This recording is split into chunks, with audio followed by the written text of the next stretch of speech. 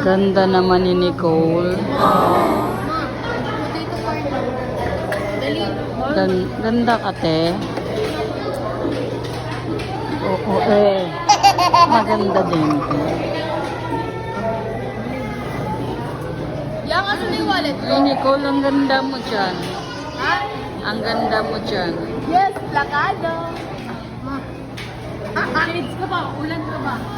Tingin nito. Net, patingin. Patingin ang kuko mo. Yung kuko lang. Nice. Na, ganda. Tago mo, Bilbil. Plakado ngayon. Simple but Pero ang ganda mo nito. simple lang ang damit. Hi guys, for this video ay nasa SM kami guys, kumain kami dito sa Mang Inasal. Ayun na nga, naghintay kami ng order dito kasi hindi na kami naghanda guys. Birthday nga pala ni Jillian ngayon. Hindi na kami naghanda kasi nga langanin, may pasok na sa school. Tapos tag-ulan pa, wala naman kaming bisita dahil mga busy. Sila mga kapatid ko busy sa mga trabaho, kanya-kanyang trabaho. Kaya hindi na kami naghanda guys. Kumain lang kami dito sa Mang Inasal, ganon. Hindi na nga rin sumama sa Rowell kasi nga guys, ulan. Ang tamad kasi yun bumiyahe pag ulan. Mas gustuhin pa niyang maglaro ng ML o kaya magtatagay kaysa sumama sa mga ganitong okasyon.